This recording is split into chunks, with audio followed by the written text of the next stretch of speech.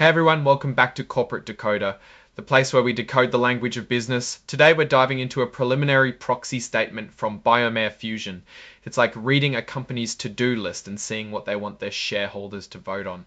This one's got board elections, auditor stuff, and a bit of corporate housekeeping that honestly sounds drier than toast. But stick around because even toast has a story, and this one could affect the company's future. First up, we see Biomea Fusion filed a preliminary proxy statement. This means they're still working on it and it might change before the final version. Importantly, they aren't paying a fee to file this with the SEC, meaning there are no major changes. One of the main things they want shareholders to approve is keeping Deloitte and Touchel L as their independent accounting firm for next year. It's like asking everyone if they're okay with the people checking the company's math. Also, shareholders will vote to elect 3 directors to their board: Bihua Chen, Elizabeth Faust, PhD, and Sumita Ray, JD. Now, this gets a bit more interesting. Biomea wants to amend its corporate charter to protect its officers from certain kinds of lawsuits. It's called an officer exculpation provision, which basically means shielding officers from personal liability in some cases. They're even asking for permission to delay the meeting if they don't get enough votes to pass this liability shield. This shows how important this change is to them.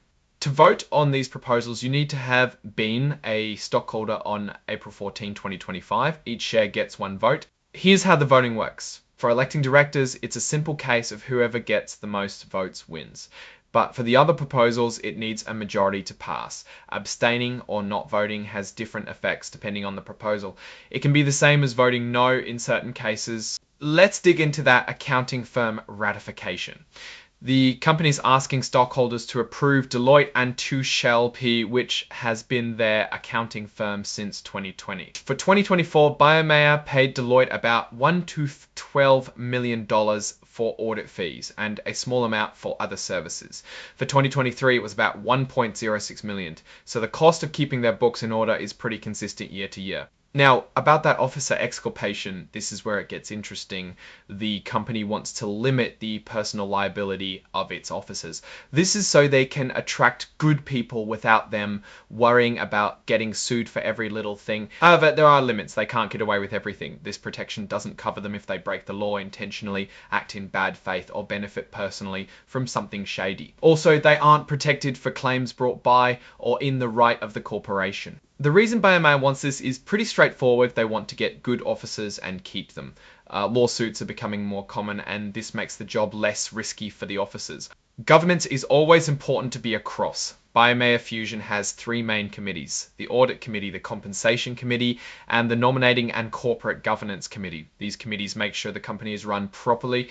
The Audit Committee, which oversees the financial side of things, met 5 times last year. The Compensation Committee, which decides how much the executives get paid, is made up of Eric Aguiar and Bihua Chen.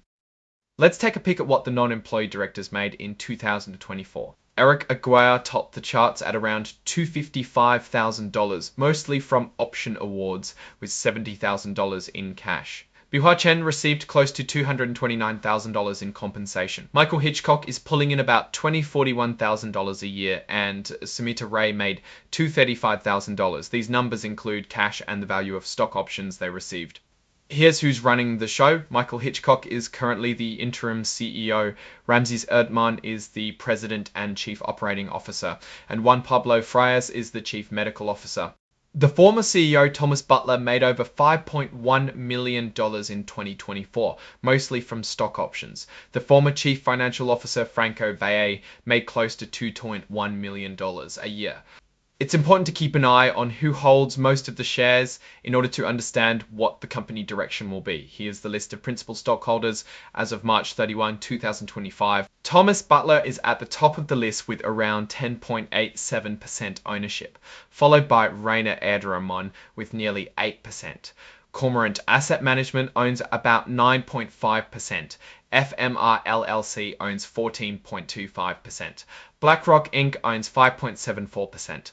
It's important to note here that the filing was done by these big investment companies in February and January of this year, so there's a chance that some of these numbers might have shifted. Lastly, Section 16(1) of the Exchange Act requires the executive officers and directors to report their transactions in shares. Juan Pablo Freas, MD, filed one Form 4 late with respect to 349 shares sold on May 31st, 2024. That's about it. Wealth 44's M24, that's about it. Bid. Now, stepping back, what does all this mean for Biomea Fusion? Looking at this proxy statement, Biomea seems to be at a critical point. The focus on officer protection suggests they're either expecting more legal challenges or are having trouble attracting top talent. Their governance structure looks solid with active committees overseeing key areas, although a full audit committee should be a priority. One potential weakness is their reliance on stock options for executive compensation. While it aligns executives' interests with shareholders, it also creates pressure for short-term gains, especially because they are asking to adjourn the meeting to solicit additional votes to make this pass.